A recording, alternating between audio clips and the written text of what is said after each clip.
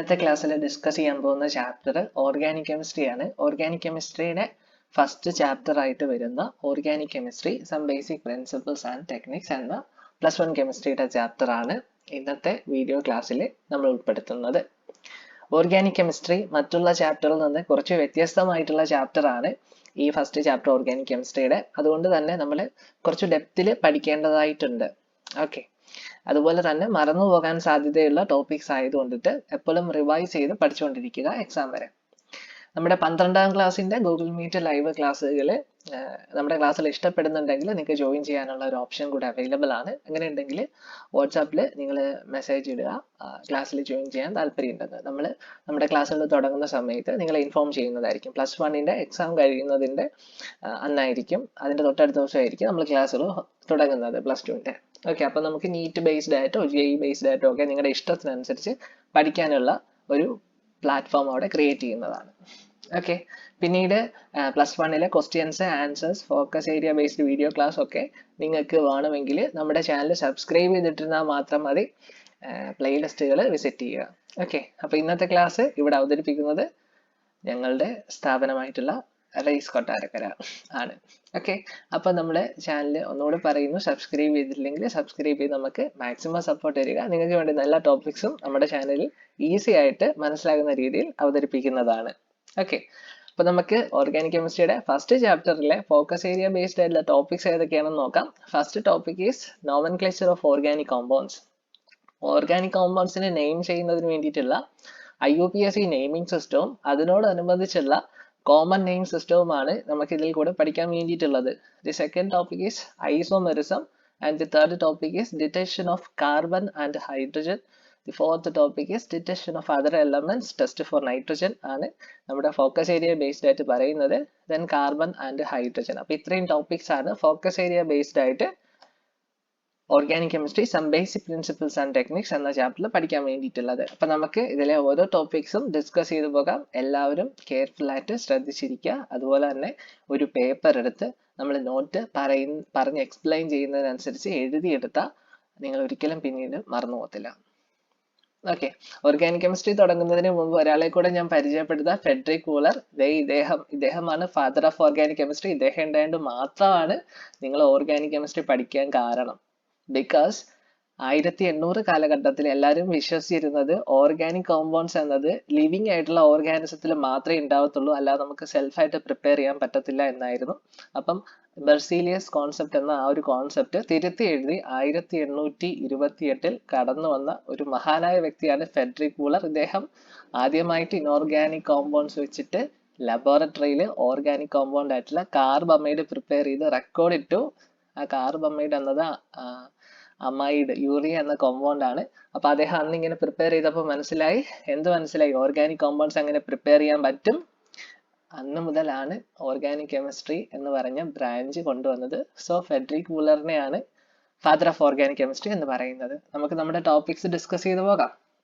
The first topic organic chemistry some basic principles and ടെക്നിക്സിലെ first topic nomenclature of organic compounds. IUPAC naming ആണ്. Organic കോമ്പൗണ്ടിന് എങ്ങനെ പേരിടാം എന്നതാണ് നമ്മളിവിടെ ആദ്യമായിട്ട് ഡിസ്കസ് ചെയ്യുന്നത്. ഇത് 4 ലെവലായിട്ടാണ് ആദ്യം പറയുന്നത്. ബിക്കോസ് ഒന്നും അറിയാത്ത കുട്ടികൾ ഇവിടെ ഉണ്ട്. സോ അവർക്ക് മാർക്ക് വാങ്ങണം. ഇത് നമ്മുടെ എക്സാമിന് ഷുവർ ആയിട്ടുള്ള ഒരു ക്വസ്റ്റ്യൻ ആണ്. Naming of organic compounds. Level 1ൽ പറയുന്നത് നോർമൽ ആയിട്ടുള്ള കാർബൺ ചെയിൻ വെച്ചിട്ടുള്ള പേരുകളാണ്. ഇപ്പൊ CH3 CH2 CH3 എന്ന് പറയുന്ന കോമ്പൗണ്ട് ആണെങ്കിൽ അതിനെ 3 കാർബൺ ഉള്ള ഓർഗാനിക് കോമ്പൗണ്ട്, സോ പ്രൊപ്പൈൻ എന്ന് വിളിക്കും. സിംഗിൾ ബോണ്ടഡ് കോമ്പൗണ്ട് ആണ്. ഇനി നെക്സ്റ്റ് CH3CH ഒരു ബ്രാഞ്ച് ഉണ്ട് CH3, then CH2 CH2 CH3. അപ്പൊ ബ്രാഞ്ച് ആദ്യത്തെ അല്ലെങ്കിൽ ലെസ് നമ്പറിൽ കിട്ടുന്ന രീതി നെയിം ചെയ്യുക. ലെഫ്റ്റിൽ നിന്ന് റൈറ്റിലേക്ക് നെയിം ചെയ്യുക. 1 2 3 4 5. അപ്പൊ അങ്ങനെ നെയിം ചെയ്യുമ്പോൾ കറക്റ്റ് ആയിട്ട് കിട്ടും. അപ്പൊ നമുക്ക് രണ്ടാമത്തെ പൊസിഷനിൽ ഒരു മിഥൈൽ ഗ്രൂപ്പ് ഉണ്ട്. സോ 2 മിഥൈൽ പെൻറ്റെയ്ൻ, 5 കാർബൺ ഉള്ള ആൽക്കെയ്ൻ. ഓക്കെ, ഇനി തേർഡ് പോയിന്റ് നോക്കിക്കേ. Third question CH3 CH2 CH2 CH3 എന്ന് പറഞ്ഞ ഒരു സബ്സ്റ്റിറ്റ്യൂവന്റ് ഉണ്ട്.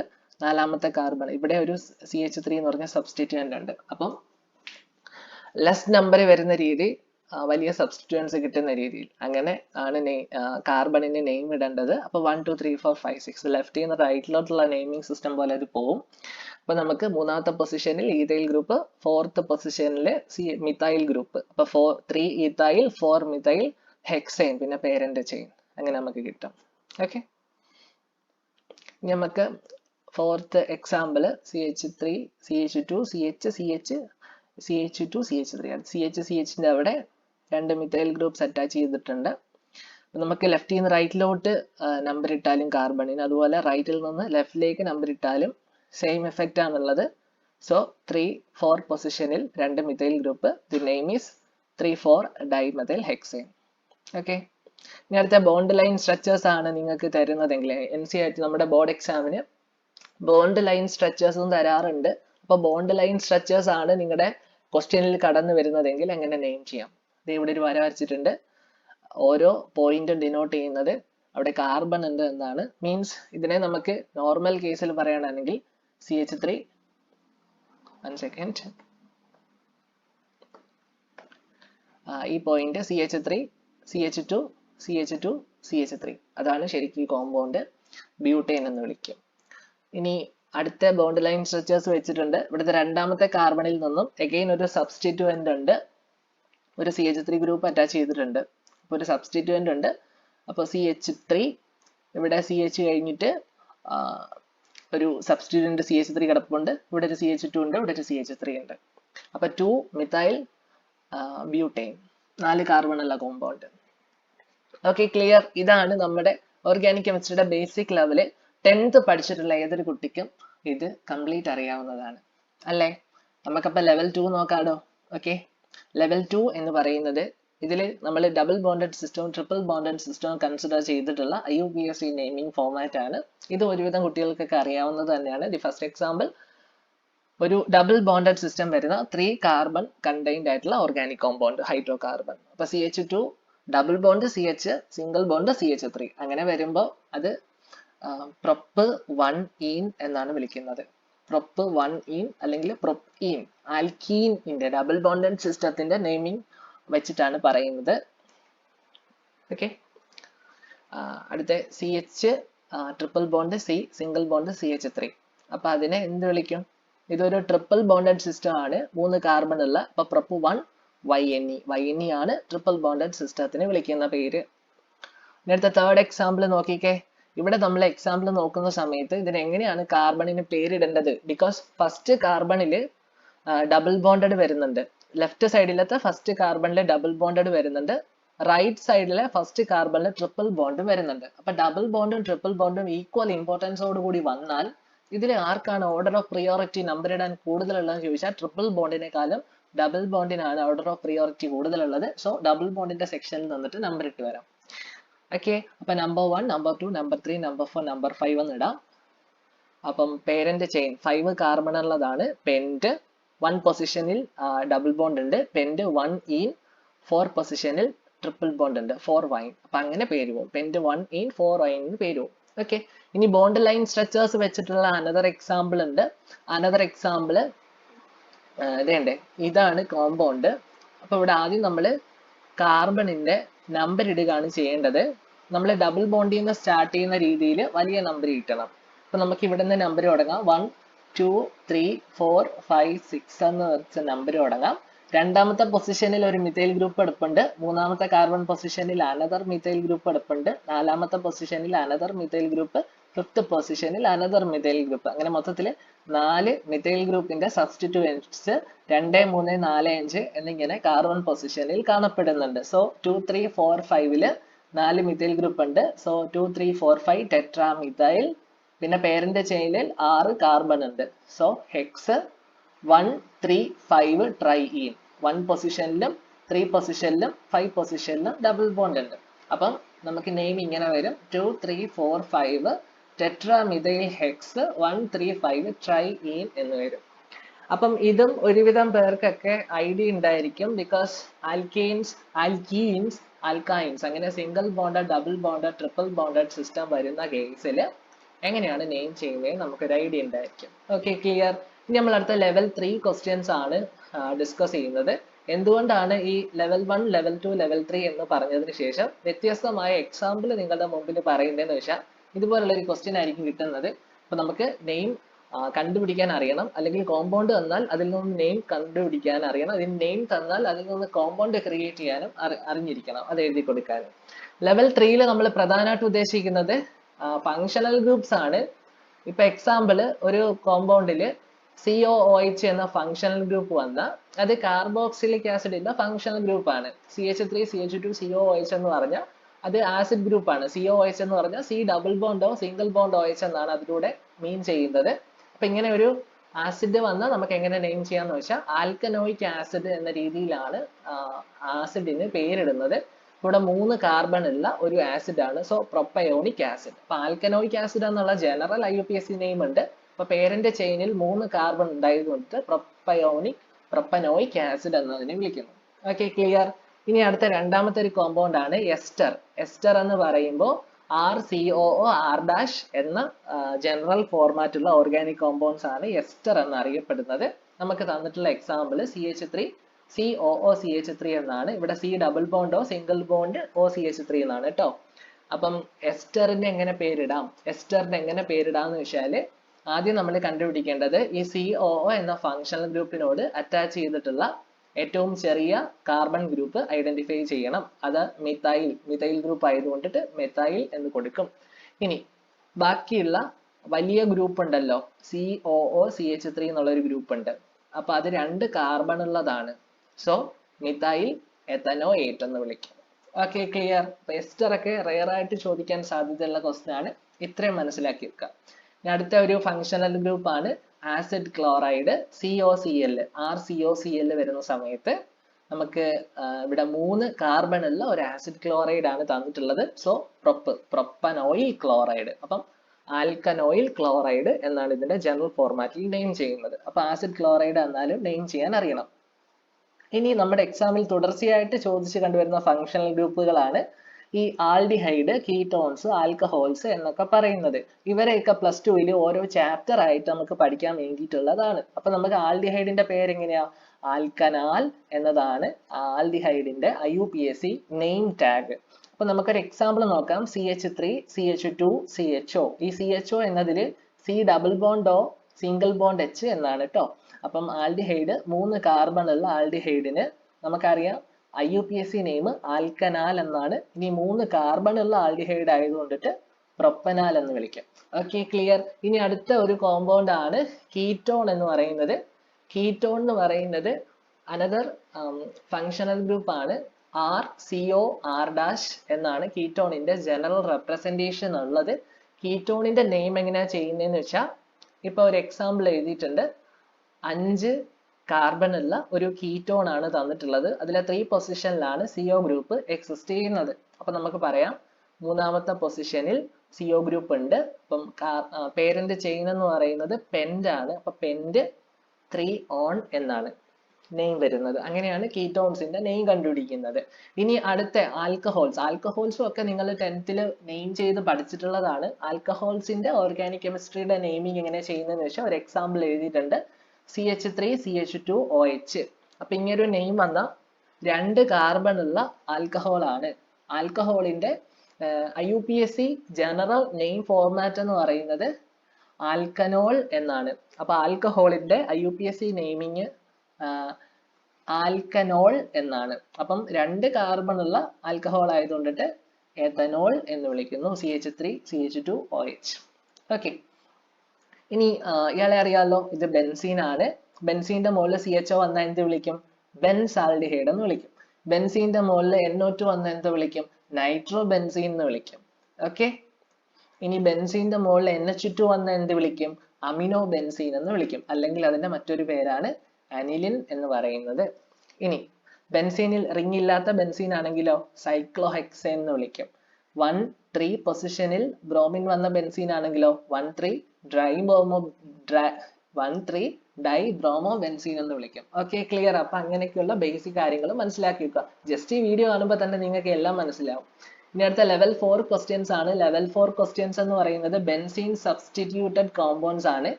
ബെൻസീൻ സബ്സ്റ്റിറ്റ്യൂട്ടഡ് കോമ്പൗണ്ട്സിന്റെ നെയിം എങ്ങനെ ചെയ്യാം. ഇപ്പൊ ബെൻസീന്റെ മുകളിൽ CH3 ഗ്രൂപ്പ് വന്നാൽ അതിനെ മിഥൈൽ ബെൻസീൻ എന്ന് വിളിക്കാം, അല്ലെങ്കിൽ അതിന്റെ മറ്റൊരു പേരാണ് ടൊലുവീൻ.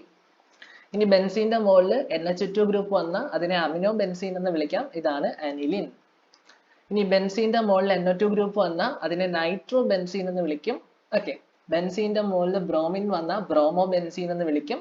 ഇനി 1, 3 പൊസിഷനിൽ, ഇതൊക്കെ കാർബൺ ആണ് ഓരോ പൊസിഷനിലുള്ളത്. അപ്പൊ 1, 2, 3. അപ്പൊ ബെൻസീനിന്റെ 1 കാർബൺ പൊസിഷനിലും 3 കാർബൺ പൊസിഷനിലും ബ്രോമിൻ വന്ന 1, 3 ബ്രോമോ ബെൻസീൻ എന്ന് വിളിക്കും. ഇനി ദാണ്ട നോക്കിക്കേ, ഇങ്ങനെ ഒരു ക്വസ്റ്റ്യൻ നമ്മുടെ NCERT ടെക്സ്റ്റിൽ കിടപ്പുണ്ട്. ഇതൊരു ബെൻസീൻ റിംഗ് ആണ്. അതിലെ ഫസ്റ്റ് ഇവിടെ ഒരു NH2 ഗ്രൂപ്പ് ഉണ്ട്, തൊട്ടടുത്തൊരു CH3 ഗ്രൂപ്പ് ഉണ്ട്. ഇനി അടുത്ത ഗ്രൂപ്പിൽ ഒരു C2H5 എന്ന് പറഞ്ഞ ഒരു ഈതൈൽ ഗ്രൂപ്പ് ഉണ്ട്. ഓക്കെ, അപ്പം ഇങ്ങനെ 3 വ്യത്യസ്തമായിട്ടുള്ള ആളുകൾ ബെൻസീൻ റിംഗിൽ വന്നാൽ നമുക്ക് എങ്ങനെയാണ് നെയിം ചെയ്യാൻ പറ്റുന്നത്? ബിക്കോസ് നമ്മളൊരു ഓർഗാനിക് കെമിസ്ട്രിയുടെ നെയിം ഇടുന്ന സമയത്ത് അവിടെ കാർബണിന്റെ നമ്പർ ഇടുന്നത് തെറ്റിപ്പോയാൽ ഇത് മൊത്തത്തിൽ കൊളായി പോകും. അപ്പൊ ഇങ്ങനെയുള്ള പ്രോബ്ലംസിൽ എങ്ങനെയാണ് കാർബണിന്റെ നമ്പർ ഇടുന്നതെന്ന് വെച്ചാല്, ഇവിടെ ഉള്ളതിൽ ഏക ഫങ്ഷണൽ ഗ്രൂപ്പ് എന്ന് പറഞ്ഞ സാധനം NH2 മാത്രമാണ്. CH3യും C2H5ഉം ഒന്നും IUPACയുടെ റൂൾസിൽ ഫങ്ഷണൽ ഗ്രൂപ്പായിട്ട് അപ്രൂവ് ചെയ്യുന്ന ആൾക്കാരല്ല.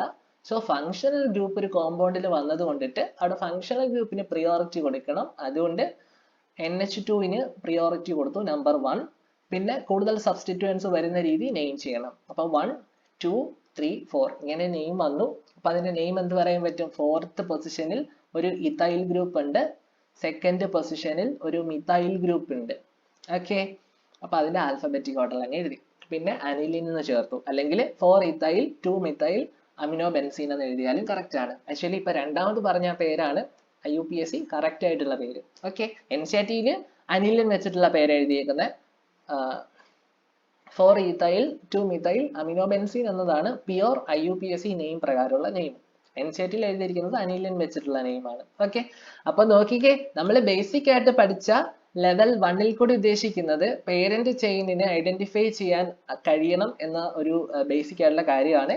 ഇനി ലെവൽ 2ൽ നമ്മൾ പഠിപ്പിക്കാൻ ഉദ്ദേശിച്ച കാര്യം എന്ന് പറയുന്നത്, ഒരു കോമ്പൗണ്ടിൽ ഡബിൾ ബോണ്ടോ ട്രിപ്പിൾ ബോണ്ടോ വന്നു കഴിഞ്ഞാൽ എങ്ങനെ നമ്മൾ ആ ഒരു കോമ്പൗണ്ടിന് നെയിം ചെയ്യും എന്നിട്ടുള്ള ഒരു കാര്യമാണ്.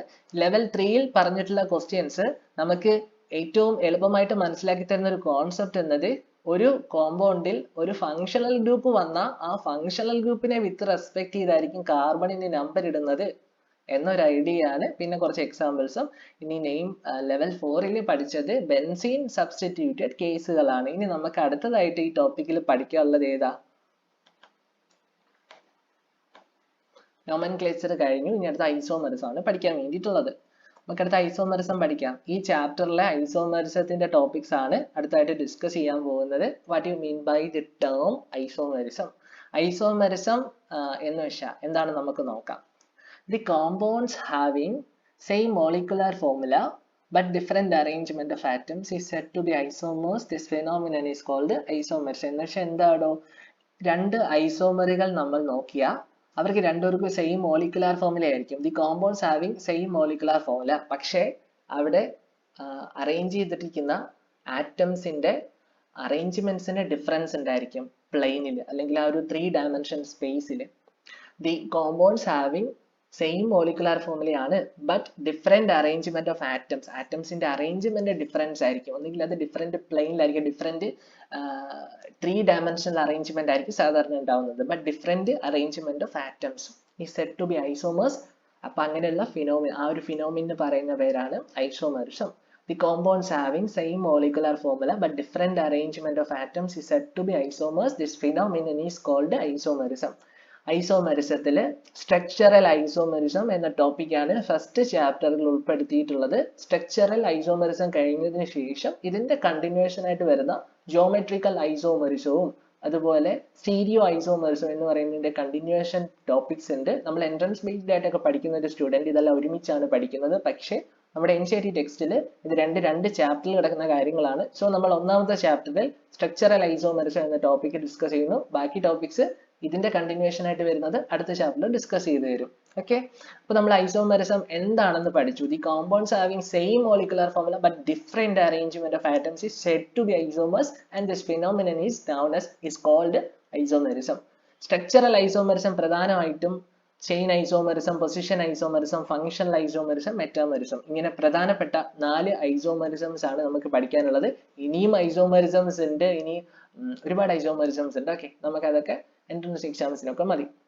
അപ്പൊ നമുക്ക് first one is chain isomerism. എന്താണ്, നമുക്ക് ഇതൊരു 3 മാർക്കിന് ചോദിക്കുകയാണെങ്കിൽ ഐസോമെറിസം എന്ന ടോപ്പിക് എക്സ്പ്ലെയിൻ ചെയ്യുക, അതിന്റെ ക്ലാസിഫിക്കേഷൻസ് ഏതൊക്കെയാണെന്ന് എഴുതുക, അതിനുശേഷം ഇത് മുഴുവനാണ് എഴുതി കൊടുക്കേണ്ടത്. അപ്പൊ നമുക്ക് ഫസ്റ്റ് വണ്ണിൽ ഡിസ്കസ് ചെയ്യാം ചെയിൻ ഐസോമെറിസം എന്താണെന്ന്. The compounds having same molecular formula but different structure is said to be chain isomerism. അപ്പൊ ചെയിൻ ഐസോമെറിസം എന്ന് പറഞ്ഞ ആ കോമ്പൗണ്ട്സിന് സെയിം മോളിക്കുലർ ഫോർമുല തന്നെയായിരിക്കും, പക്ഷെ ഡിഫറെന്റ് സ്ട്രക്ചർ ആയിരിക്കും. ഇപ്പൊ എക്സാമ്പിൾ ബ്യൂട്ടൈൻ എഴുതിയിട്ടുണ്ട്, 2-മെഥൈൽ പ്രൊപ്പൈൻ എഴുതിയിട്ടുണ്ട്.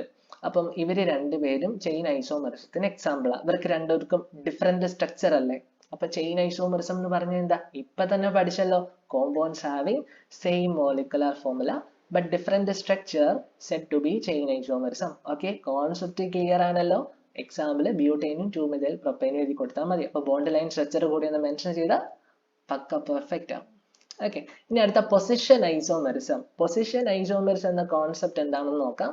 The compounds having same structure of carbon chain but different in position of functional group, അല്ലെങ്കിൽ ഡബിൾ ബോണ്ട് വരാം, ട്രിപ്പിൾ ബോണ്ട് വരാം. ഇപ്പൊ എക്സാമ്പിൾ ഞാൻ എഴുതിയേക്കുന്ന ഈ ഒരു 2 എക്സാമ്പിൾ എഴുതിയിട്ടുണ്ട്. ഈ ഇവിടെ 1, 2, 3 3 കാർബൺ ഉള്ള ഒരു ആൽക്കെയിനില് മൂന്നാമത്തെ കാർബണില് ഒരു ക്ലോറിൻ അറ്റാച്ച് ചെയ്തിരിക്കുന്നു. ഇനി ഇവിടെയോ 1, 2, 3 3 കാർബൺ ഉള്ള ഒരു ആൽക്കെയിനിൽ രണ്ടാമത്തെ കാർബണിൽ ക്ലോറിൻ അറ്റാച്ച് ചെയ്തിരിക്കുന്നു. സോ ഇവിടെ എന്താണ് ഇവർ രണ്ടുപേരും തമ്മിലുള്ള വ്യത്യാസം? ഇവർക്ക് same structure of carbon chain ആണ്, 3 കാർബൺ ഉള്ള കാർബൺ ചെയിൻ ആണ്, പക്ഷെ ഈ അറ്റാച്ച് ചെയ്തിട്ടുള്ള സബ്സ്റ്റിറ്റ്യൂവന്റ് ആദ്യം അറ്റാച്ച് ചെയ്ത ഒരു എൻഡിലുള്ള കാർബണിലും രണ്ടാമത് അറ്റാച്ച് ചെയ്ത മിഡിലുള്ള ഒരു കാർബണിലും ആണ്. സോ ഇവര് രണ്ടുപേരെ നമുക്ക് പറയാം ഇവര് പൊസിഷൻ ഐസോമറുകളാണെന്ന്. ഓക്കെ, ഇതുപോലെ ഈ ക്ലോറിന് പകരം OH വന്നാലും സെയിം എഫക്റ്റ് ആണ്, അവരും പൊസിഷൻ ഐസോമേഴ്സ് ആണ്. അപ്പൊ പൊസിഷൻ ഐസോമേഴ്സ് എന്താണെന്ന് വ്യക്തമായ ഒരു ഐഡിയ നിങ്ങൾക്ക് കിട്ടിയിട്ടുണ്ടല്ലോ. The compounds having same structure of carbon chain but different position of functional group or double bond അല്ലെങ്കിൽ triple bond. Functional group different ആവാം, അല്ലെങ്കിൽ ഡബിൾ ബോണ്ടിനുള്ള ആ ഒരു ഡിഫറൻസ് ഉണ്ടാവാം, അല്ലെങ്കിൽ ട്രിപ്പിൾ ബോണ്ടിനുള്ള ഒരു ഡിഫറൻസ് ഉണ്ടാവും. എങ്ങനെ വന്നാലും എന്താ അതിനോട് ഉദ്ദേശിക്കുന്നത്, പൊസിഷൻ ഐസോമെറിസം ആണ് അവിടെ നടക്കുന്ന ഫിനോമിനൻ എന്നാണ് അത് പറഞ്ഞു തരുന്നത്. The compounds having same structure of carbon chain but different position of functional group double bond or triple bond is said to be position isomers, and this phenomenon is known as position isomerism. അപ്പൊ അതിനുള്ള examples നിങ്ങൾക്ക് എങ്ങനെയാണ് എഴുതി കൊടുക്കുന്നത് വളരെ വ്യക്തമായിട്ട് മനസ്സിലായിട്ടുണ്ടല്ലോ, clear concept ആണല്ലോ. Yes, ഇനി അടുത്ത എന്താണ് ഫങ്ഷണൽ ഐസോമെറിസം എന്ന് നോക്കാം. എന്താണ് functional isomerism? The compounds having same molecular formula but different functional group. അപ്പൊ ഫങ്ഷണൽ ഗ്രൂപ്പ് ഡിഫറൻസ് ആയിട്ട് വരുന്നുണ്ട്, പക്ഷെ ആ കോമ്പൗണ്ട്സിനൊക്കെ സെയിം മോളിക്കുലർ ഫോർമുല ആയിരിക്കും. അപ്പൊ അങ്ങനെയുള്ളവരാണ് ഫങ്ഷണൽ ഐസോമെറിസം എന്ന് പറയുന്നത്. ഒന്നുകൂടെ നിങ്ങളൊന്ന് വായിച്ചു നോക്കിക്കേ. The compounds having same molecular formula but different functional group. Different functional group ആയിരിക്കും, പക്ഷെ സെയിം മോളിക്കുലർ ഫോർമുല ആയിരിക്കും. അങ്ങനെ വരുന്ന ഗ്രൂപ്പ് ഓഫ് ആളുകൾക്ക് പറയുന്ന പേരാണ്, അവിടെ നടക്കുന്ന ഫിനോമിനന് പറയുന്ന പേരാണ് ഫങ്ഷണൽ ഐസോമെറിസം. അങ്ങനെ കിട്ടുന്ന ആ ആൾക്കാർക്ക് പറയുന്ന പേരാണ് ഫങ്ഷണൽ ഐസോമേഴ്സ്. ഓക്കെ, അപ്പൊ നമ്മൾ ആൽക്കഹോളും ഈതേഴ്സും നമ്മൾ നോക്കുകയാണെങ്കിൽ ആ ഒരു ഫങ്ഷണൽ ഐസോമേഴ്സ് ആണ്. ഈ ഒരു alcohol corresponding number of carbon chain വരുന്ന, അതായത് equal number of carbon chains വരുന്ന ബേസിക് ആയിട്ടുള്ള ആൽക്കഹോളും ഈതറുകളും നമ്മൾ നോക്കിയാൽ അവരിൽ എങ്ങനെയാ ഫങ്ഷണൽ ഐസോമെറിസം കാണാൻ പറ്റും. ഫോർ എക്സാമ്പിൾ CH3CH2OH, ഇതിൽ എത്ര കാർബൺ ഉണ്ട്? 2 കാർബൺ ഉണ്ട്. ഹൈഡ്രജൻ എത്ര ഉണ്ട്? 3 2 5 1 6. അപ്പം 2 കാർബൺ 6 ഹൈഡ്രജൻ 1 ഓക്സിജൻ. ഇവിടെയോ 2 കാർബൺ 6 ഹൈഡ്രജൻ 1 ഓക്സിജൻ. ഇവർ ബേസിക്കലി 2 ഡിഫറെന്റ് ഫങ്ഷണൽ ഗ്രൂപ്പ്സ് ആണ്. ഒരാൾ ആൽക്കഹോളും ഒരാൾ ഈതറും ആണ്, പക്ഷേ സെയിം മോളിക്കുലർ ഫോർമുലയാണ്. അപ്പൊ ഇങ്ങനെ വരുന്നവർക്കാണ് ഫങ്ഷണൽ ഐസോമേഴ്സ്. ഈ ഫിനോമിനൻ എന്ന് പറയുന്ന പേരാണ് ഫങ്ഷണൽ ഐസോമെറിസം. ഇങ്ങനെ വരുന്ന ആൾക്കാർക്ക് ഫങ്ഷണൽ ഐസോമേഴ്സ് എന്ന് നമ്മൾ ഡിസ്കസ് ചെയ്യും. Functional isomerism, the compounds having same molecular formula but different functional group said to be functional isomerism. ആൽക്കഹോൾസും ഈതേഴ്സും ഈക്വൽ നമ്പർ കാർബൺ വരുന്ന കോമ്പൗണ്ട്സ് ഫങ്ഷണൽ ഐസോമേഴ്സ് ആയിട്ട് ബിഹേവ് ചെയ്യാറുണ്ട്. ഇനി നമുക്ക് അടുത്ത ഒരു ടോപ്പിക്കാണ് metamerism. What you mean by the term metamerism? It is the unequal distribution of carbon chain present either side of the functional group is said to be metamerism. എന്ന് വെച്ചാൽ എന്താ? It is the unequal distribution of carbon chain present either side of the functional group. ഈ ഒരു functional group ഇവിടെ O എന്ന് പറയുന്ന ആളെ with respect ചെയ്ത് നമ്മൾ നോക്കുകയാണെങ്കിൽ റൈറ്റ് സൈഡിൽ 3 കാർബൺ ഉള്ള ചെയിൻ ആണ്, ലെഫ്റ്റ് സൈഡിൽ 1 കാർബൺ ഉള്ള ചെയിൻ ആണ്. 3 എത്ര? 4. ഇനി ഈ ഒരു ഓക്സിജനെ കൺസിഡർ ചെയ്ത് ഇതിന്റെ റൈറ്റ് സൈഡിൽ 2 കാർബൺ ഉള്ള കാർബൺ ചെയിൻ ആണ്, ഈ ഓക്സിജന്റെ ലെഫ്റ്റ് സൈഡിൽ 2 കാർബൺ ഉള്ള കാർബൺ ചെയിൻ ആണ്. അപ്പൊ മൊത്തത്തിലുള്ള നമ്പർ ഓഫ് കാർബൺസ് എത്ര? 4. ഇവിടെയോ നമ്പർ 4. അപ്പൊ അങ്ങനെ വരുന്ന ഒരു ഫിനോമിനൻ ആണ് മെറ്റാമെറിസം എന്നുകൊണ്ട് ഉദ്ദേശിക്കുന്നത്. എന്ന് വെച്ചാൽ ആൾക്കാർ ഏകദേശം ഒരേ മോളിക്കുലർ ഫോമിൽ വരും, പക്ഷേ അവിടെ unequal distribution of carbon chain ആയിരിക്കും നമുക്ക് കാണാൻ പറ്റുന്നത്. അപ്പൊ metamerism it is the unequal distribution of carbon chain present either side of the functional group is said to be metamerism. അതിന് എക്സാമ്പിൾ ഒരു മിതോക്സി പ്രൊപ്പൈനും ഇതോക്സി ഈഥേനും വെച്ചിട്ട് ഞാൻ ഡിസ്കസ് ചെയ്തിട്ടുണ്ട്. ഓക്കെ, അപ്പം ഇത് മനസ്സിലായല്ലോ എന്തുകൊണ്ടാണ് അൺഈക്വൽ ഡിസ്ട്രിബ്യൂഷൻ എന്ന് പറഞ്ഞതിന്റെ വേർഡ് മീനിങ്. ഓക്കെ, അപ്പം മെറ്റാമെറിസം. അപ്പൊ നിങ്ങളോട് ഒരു ക്വസ്റ്റ്യൻ ചോദിക്കുകയാണ്, ഈ സ്ട്രക്ചറൽ ഐസോമെറിസം എന്ന ടോപ്പിക് എക്സ്പ്ലെയിൻ ചെയ്യുക. ഒരു 3 മാർക്കിന് ഒരു ക്വസ്റ്റ്യൻ ചോദിച്ചാൽ നിങ്ങൾ എന്ത് എഴുതി കൊടുക്കും? ആദ്യം ചെയിൻ ഐസോമെറിസം, പിന്നെ പൊസിഷൻ ഐസോമെറിസം, പിന്നെ ഫങ്ഷണൽ ഐസോമെറിസം, പിന്നെ മെറ്റാമെറിസം. ഇത്രയും ടോപ്പിക്സ് ആണ് ഈ ഒരു ചാപ്റ്ററിൽ ഇവിടെ നമുക്ക് പഠിക്കാൻ വേണ്ടിയിട്ടുള്ളത്. നോക്കൂ, നമ്മൾ നിങ്ങളുടെ സ്റ്റുഡൻസ് ഒരുപാട് പേര് റിക്വസ്റ്റ് ചെയ്യുന്നുണ്ട് നമ്മൾ മാക്സിമം ടോപ്പിക്സ് ഇടാൻ വേണ്ടിയിട്ട്. എനിക്ക് 2-3 ദിവസം ക്ലാസ് ഇടാൻ പറ്റാഞ്ഞത് അസുഖമായിട്ട് കിടപ്പിലായിരുന്നു. അപ്പൊ ആ ഒരു പ്രോബ്ലം കൊണ്ടിട്ടാണ് ക്ലാസ് ഇടാൻ പറ്റാഞ്ഞത്. അതുകൊണ്ട് തന്നെ പഠിക്കാൻ എന്തെങ്കിലുമൊക്കെ വേണം എന്ന് പറഞ്ഞ് ഒരുപാട് കുട്ടികൾ റിക്വസ്റ്റ് ഇടുന്നത് കൊണ്ടിട്ടാണ് നമ്മൾ പെട്ടെന്ന് ഈ ഒരു വീഡിയോ ക്ലാസ് തയ്യാറാക്കിയത്. ഇതിന്റെ ബാക്കി ടോപ്പിക്സ് എന്ന് പറയുന്നത് നമ്മൾ ഓൾറെഡി പ്രിപ്പയർ ചെയ്തിട്ടില്ല. അത് പ്രിപ്പയർ ചെയ്യുന്ന സമയത്ത് നമ്മൾ ഈ വീഡിയോയുടെ ഡിസ്ക്രിപ്ഷൻ ലിങ്കിൽ നമ്മൾ ഇടുന്നതാണ്. അതുപോലെ തന്നെ നമ്മുടെ വാട്സ്ആപ്പ് ഗ്രൂപ്പുകളൊക്കെ ഫില്ലായി തുടങ്ങിയിട്ടുണ്ട്. ഏറ്റവും വേഗം നമ്മുടെ വാട്സ്ആപ്പ് ഗ്രൂപ്പുകളിൽ ജോയിൻ ചെയ്യുക. കൂടുതൽ ഇൻഫോർമേഷൻസ് വേണ്ടുന്നതിന് വേണ്ടിയിട്ട് അവിടെ നമ്മൾ യൂട്യൂബ് ചാനലിൽ ഇല്ലാത്ത തരത്തിലുള്ള കുറച്ച് വർക്ക്ഷീറ്റുകളൊക്കെ ഡിസ്കസ് ചെയ്യുന്നുണ്ട്. അതും കൂടെ നിങ്ങൾക്ക് ഉപകാരപ്പെടും. അപ്പോൾ നമുക്ക് അടുത്ത വീഡിയോയിലൂടെ നെക്സ്റ്റ് ടോപ്പിക്സ് ഡിസ്കസ് ചെയ്യാം. അപ്പോൾ എല്ലാവരും ചാനൽ സബ്സ്ക്രൈബ് ചെയ്ത് നമ്മളെ സപ്പോർട്ട് ചെയ്യുക. നമ്മൾ നിങ്ങളുടെ കൂടെ തന്നെ ഉണ്ട്. നമുക്ക് അടുത്ത വീഡിയോയിലൂടെ കാണും വരേക്കും ബൈ.